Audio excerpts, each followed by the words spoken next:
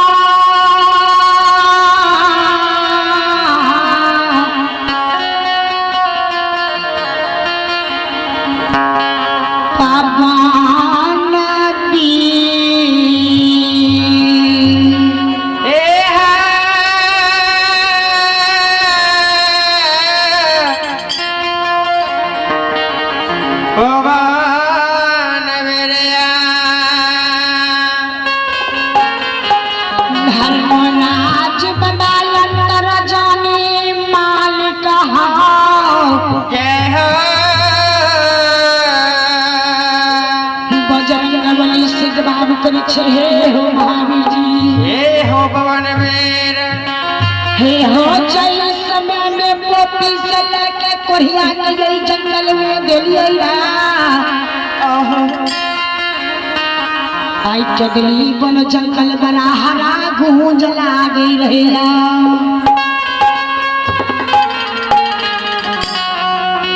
आई चगली में बाग हरी में हमरे रहे गाय का धोरा बाल चगली में रहेला।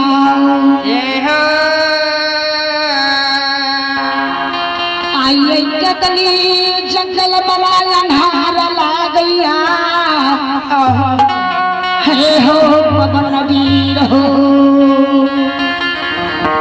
श्रुत मालिक की माया जहाँ धूप छाया। महावीर जी कहते गुरु बाबा सब लीला मालिक तोरे लगन छा। सब नाच नचाई वही गोसाई। सब लीला सरकारी तोरे लागल छा।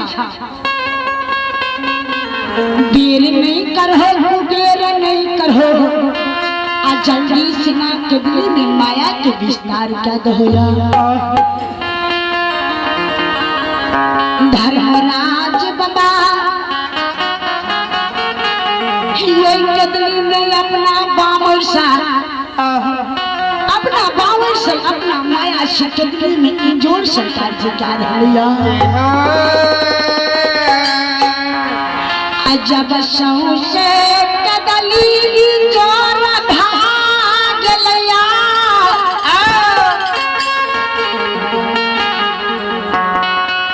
कदली में नहीं बाग देखे छने हरिहर देखिया अन्य कोनो गाय के धोरा गई बार के देखिया नहीं कोनो राही नहीं कोनो बटोही के देख रहा। धर्मराज भगवान अंतर जाने दोनों मूर्ति है बाबू साहब जय हो। आये चारों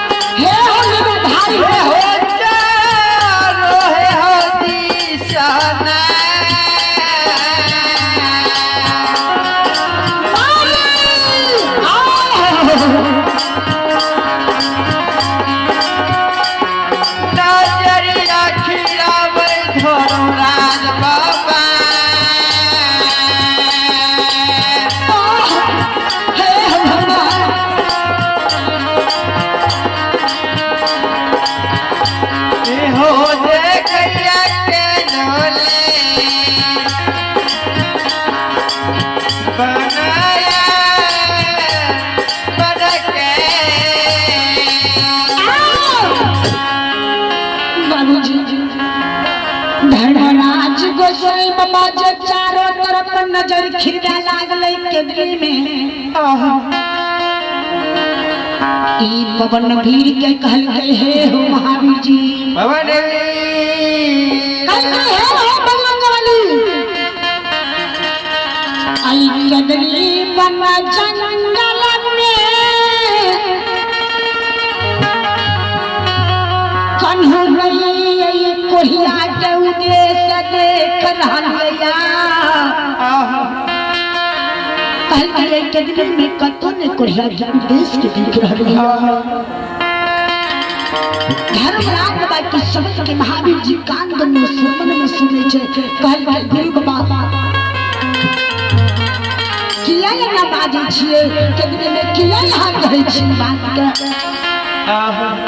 जयगा छलगा ये कहिया के देने होवे चलू चलू वही गाछ के पास जरूर हुनकरा आहा के आदेश से हमने बैठल होते कोई कहला के करने में कुछ नहीं होने दिया। बाबू सो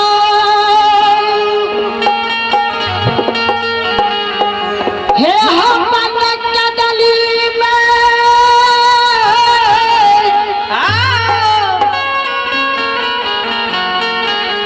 गुरु जगी का ये खजूर के गाछ जे रहेगा ओए बन जंगल में बाबूजी खजूर के गाछ रहे वही खजूर का धर्मराज भगवान जीत गया। जब ये खजूर के पास धर्मराज बाबू ने कहा महावीर जी आप कौन कह दिया। आज जब धर्मराज बाबा ये खजूर के गाछ का चारों तरफ निहारैया देख रहे ये बाबू साहब